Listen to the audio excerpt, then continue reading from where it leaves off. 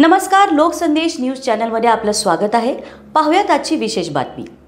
सांगली शहरातील वखार भागातील ईदगाह मैदानालगत असलेला सांगली महापालिकेच्या मालकीचा रस्ता मरकजच्या मुस्लिम ट्रस्टीने मुरमाचे ढीग टाकून अडवला होता व ईदगाह मैदानाच्या पाठीमागे असलेल्या शेतकऱ्यांच्या शेतजमिनीकडे जाण्यासाठी व ट्रक पार्किंगकडे ट्रक चालकांना जाण्यासाठी विरोध होत होता। या विरोधात वखार भागातल्या शेतकऱ्यांनी हिंदू एकता आंदोलनाकडे तक्रार केली होती। त्यात त्यांनी सांगितले होते की आम्हाला या रस्त्यावरून जनावरांसाठी वैरण आणावी लागते, परंतु रस्त्यामध्ये मुरमाचे ढीग टाकले आहेत, त्यामुळे आमच्या जनावरांची उपासमार होत आहे।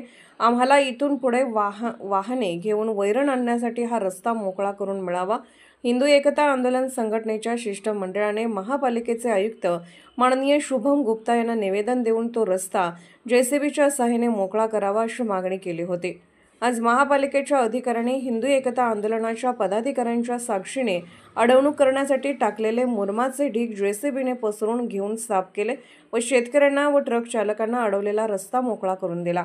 रस्ता मोकळा झाल्यानंतर शेतकऱ्यांनी हिंदू एकता आंदोलन संघटनेचे आभार मानले। या प्रसंगी हिंदू एकता आंदोलन संघटनेचे प्रदेशाध्यक्ष नितीन शिंदे, सांगली शहर जिल्हाध्यक्ष संजय जाधव, सांगली शहर जिल्हा उपाध्यक्ष राजू जाधव, सांगली शहर अध्यक्ष प्रकाश चव्हाण, मिरज शहर अध्यक्ष सोमनाथ गोटखिंडे, मनोज साळुंके, यश पाटील, अनिरुद्ध कुंभार, अभिमन्यू अपराध, प्रसाद रिसिवडे, भागप्पा वाघमोडे, प्रकाश चौगले, योगेश सूर्यवंशी, अशोक यादव आदी उपस्थित होते।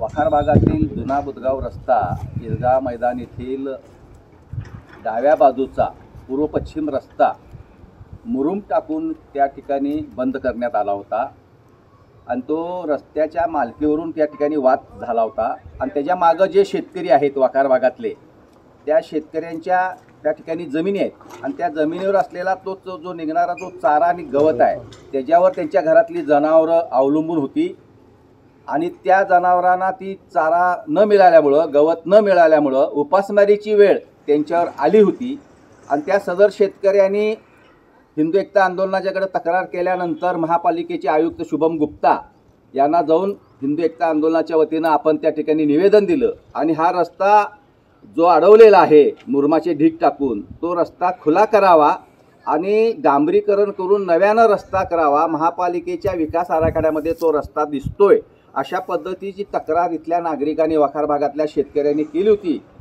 त्यानुसार मोहम्मद अली बागवान हे मुस्लिम समाजाचे नेते त्यांनी या ठिकाणी भाग घेऊन ह्या शेतकऱ्यांची बाजू समजून घेऊन त्यांनी ईदगाहला सुद्धा ह्या शेतकऱ्यांनी वेळोवेळी मदत केलेली आहे अशा पद्धतीची त्यांनी आपली मत व्यक्त केलं। त्यांच्याशी सुद्धा त्यांनी चर्चा केली आणि आम्ही आज दोघांनी मिळून उभारून हा सदरचा रस्ता खुला करून मोकळा केलेला आहे। त्याचबरोबर ह्या भागात जो गटारीचा प्रश्न आहे तो प्रश्नसुद्धा सांगलीचे आमदार सुधीरदादा गाडगीळ यांना घेऊन आम्ही मार्गी लावणार आहोत। त्याचबरोबर या ठिकाणी जी खोकी आहेत त्या खोक्यांचं सुद्धा चांगल्या पद्धतीनं पुनर्वसन करणार आहोत आणि त्या संदर्भामध्ये लवकरच आयुक्तांची भेट घेऊन हे आपण मार्गी लावणार आहोत। हा रस्ता खुला करून दिल्याबद्दल शेतकऱ्यांच्यामध्ये हिंदू एकताच्या बाबतीत समाधान व्यक्त केलेलं आहे। अशाच विशेष घडामोडींसाठी आमच्या YouTube चॅनलला सबस्क्राईब करा, फेसबुक पेजला लाईक करा आणि इन्स्टाला फॉलो करा।